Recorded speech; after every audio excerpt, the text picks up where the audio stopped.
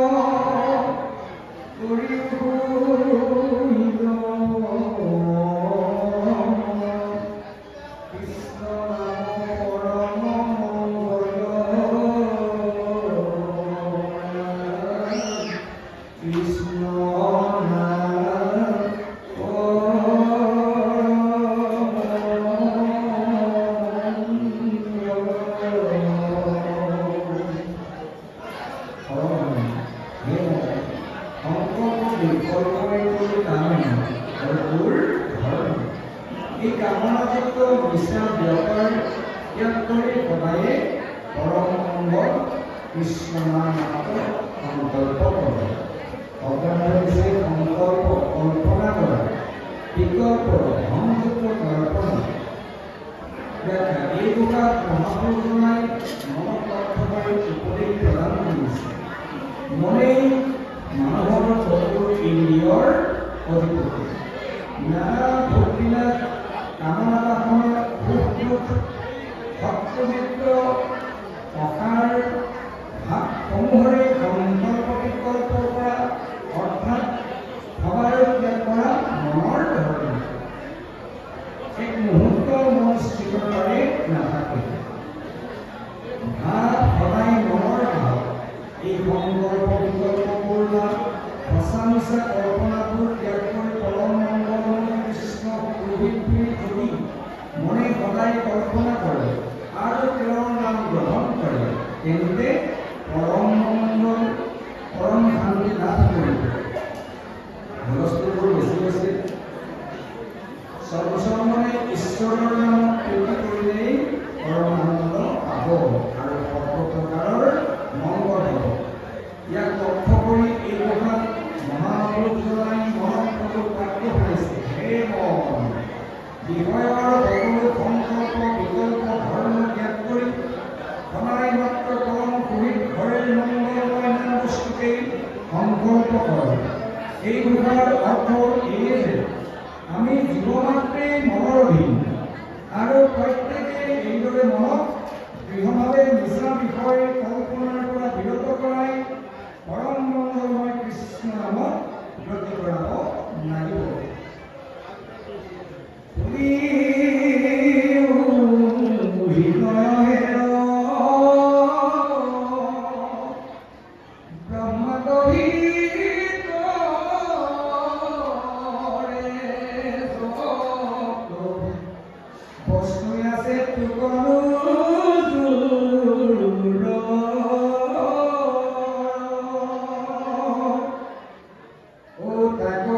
কৃষ্ণ নাম অক্ষয় অমৃত পিয়া সন্তু ভকত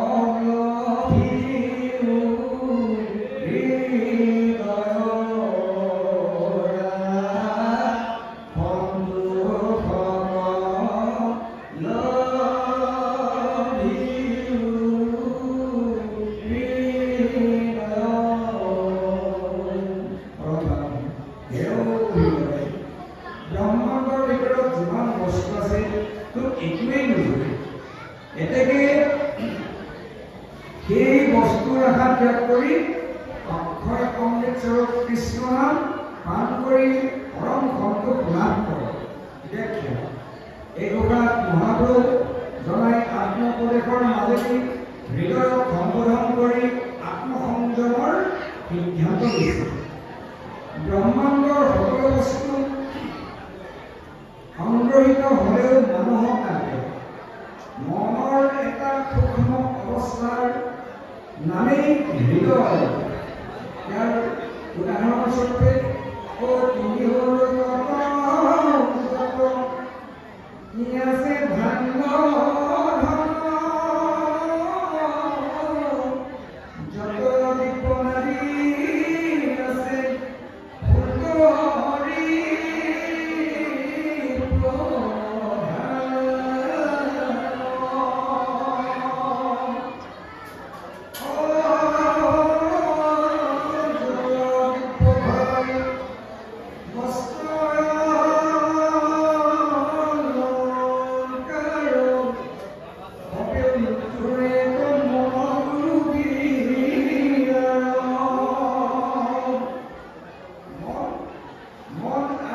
হৃদয় প্ৰায় একাৰ্থ উদ্ধৱ সকলো অসহ্য বিভূতি বস্ত্ৰ অলংকাৰ দিব্য পুৰীৰ দৰে ঘৰ বাৰী সুন্দৰী নাৰী আদি ত্ৰৈলোক্যৰ সম্পদ সংগ্ৰহিত হ'লেও মই সন্তুষ্ট নহয়।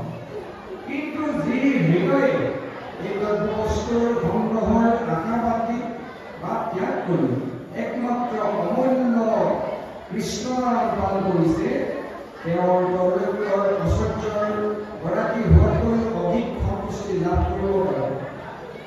কৃষ্ণ নাম অক্ষয় অমৃত তুল্য। এই নামত পালন কৰিলে কোনো ভোগৰ প্ৰতি জীৱৰ আসক্তি নাথাকে। এই গোহাই জীৱক আত্মসন্তুষ্টিৰ উপদেশ দান কৰিছে। জীৱই এইদৰেই নিজৰ হৃদয়ক প্ৰবৃত্তি অসাৰ বস্তু লালসাৰ পৰা হৃদয়ক আঁতৰাই মনত ভৰি দিয়াৰ সুখী কৰাব লাগিব। অগুণিয়োগ বুদ্ধিমূল কেৱলে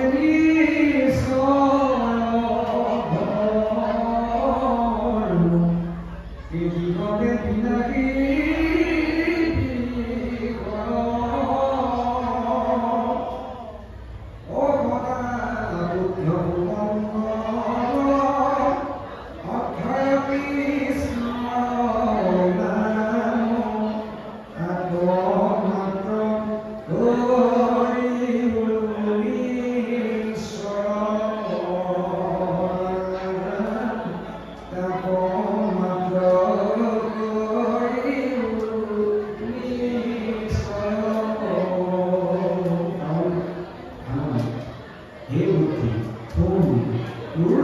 নিশ্চয় ধৰ্ম এই বিনাশী বিষয়ক ত্যাগ কৰি তলপুত্ৰভাৱে অক্ষয় কৃষ্ণৰ নামকে মাত্ৰ নিশ্চয় ব্যাখ্যা।